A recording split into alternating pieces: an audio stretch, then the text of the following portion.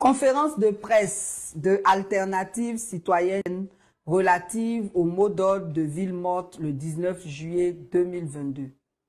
Citoyens, citoyennes, chers amis de la presse, les Ivoiriens sont soumis à toutes sortes de presse à vie généralisée qui va du coût des loyers au coût du cube magie en passant par le coût du carburant, des matériaux de construction et des produits de grande consommation.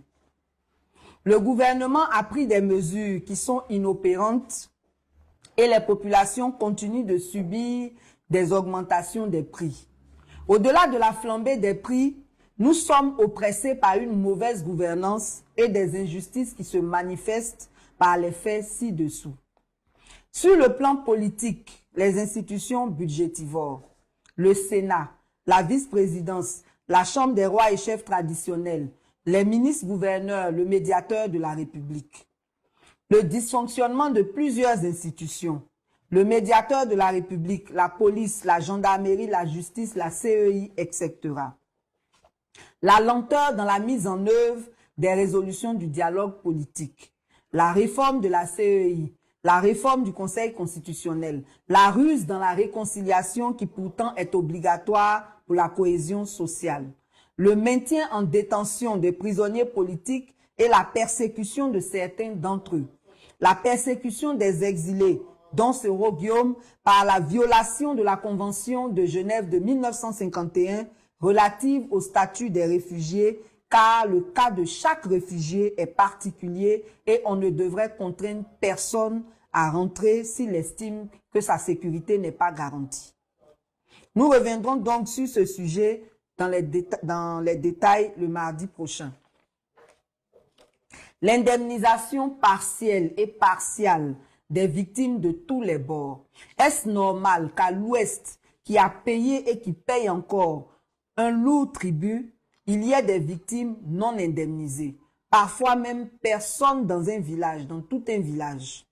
Sur le plan juridique, les arrestations abusives ou les enlèvements, puisqu'on ne respecte pas les procédures. Aucune disposition n'est prise pour la réinsertion socio-professionnelle des exilés dont les cas sont traités arbitrairement par l'administration. La lenteur dans les procédures judiciaires et la corruption dans les procédures judiciaires. Sur le plan social, la cherté de la vie généralisée car rien n'est épargné et le gouvernement ne fait aucun effort pour soulager les populations, car les mesures prises ne sont pas appliquées sur le terrain. Les coûts du nouveau péage sur l'autoroute Abidjan-Bassam, qui pourtant a été financé sur les fonds publics. Les déguerpissements abusifs qui rajoutent à la paupérisation des populations. Les salariés de l'État qui ne sont pas payés depuis plusieurs mois. Le cas des enseignants contractuels a été réglé seulement hier par la prise d'un décret pour leur intégration à la fonction publique, mais il reste encore à leur payer 7 mois d'arriérés de salaire et aussi le cas des employés de la CEMU. Les inondations qui ne trouvent aucune solution parce qu'il n'y a aucune politique préventive. La maltraitance des étudiants dans les écoles de formation et le non-paiement des bourses qui sont pourtant budgétisées. Exemple INJS, INFAS, ENS. La cherté des concours et la corruption dans les concours.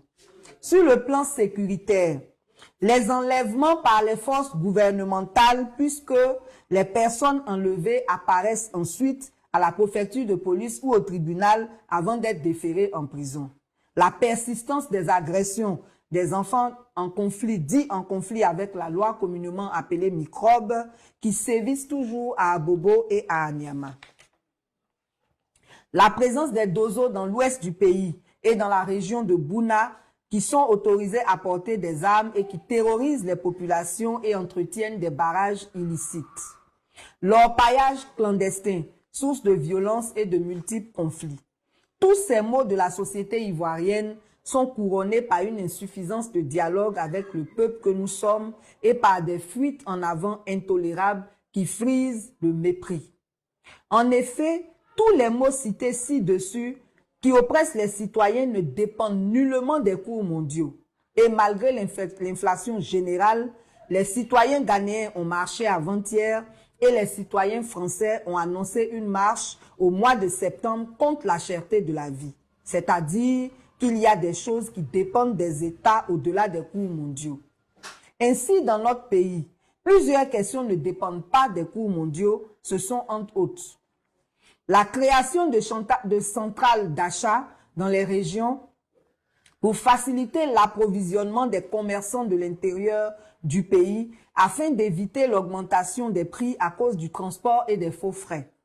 L'argent des subventions des produits de grande consommation que nous ne constatons pas dans nos paniers pourrait servir à la mise en place de ces centrales. Casser certains monopoles alors que nous prétendons être dans une économie libérale. Réduire les coûts du péage de l'autoroute Abidjan-Bassam à 250 francs pour les particuliers et 500 francs pour les transporteurs. Comme vous aimez les comparaisons, au Ghana, le péage se paye avec un cedi et au Burkina avec 200 francs, c'est-à-dire avec des pièces de monnaie. Le suivi et le contrôle des mesures prises et des lois en faveur des populations comme celle du loyer. Bien d'autres mesures que nous partagerons avec vous plus tard. L'essentiel aujourd'hui, c'est de dire aux Ivoiriens et aux Ivoiriennes que le règne par la terreur a eu raison de leurs droits et qu'il est impératif de se lever pour manifester pacifiquement et nous faire respecter des gouvernants. Nous avons des droits et nous devons les défendre. Levons-nous donc pour dire non à l'oppression sous toutes ses formes. Levons-nous pour dire non à la cherté de la vie. Vous êtes donc invités à observer une ville morte le mardi 19 juillet prochain sur toute l'étendue du territoire pour manifester votre désapprobation face à la cherté de la vie et à toutes les injustices. Il s'agit de rester chez soi et de ne pas empêcher ceux qui veulent sortir de le faire. Le plus important est de constater une baisse d'activité et du trafic. La cherté de la vie et tout ce qui est social n'a pas de coloration ethnique, religieuse ou politique. Chacun doit faire sa part pour que nous entrions dans nos droits. Nous lançons donc un appel à chaque citoyen, aux organisations de la société civile, aux partis politiques, aux commerçants et aux transporteurs. Fiers Ivoiriens, le pays nous appelle. Je suis en train de faire ma part, fais la tienne, car seule la solidarité nous donnera la victoire sur l'oppression. Je vous remercie.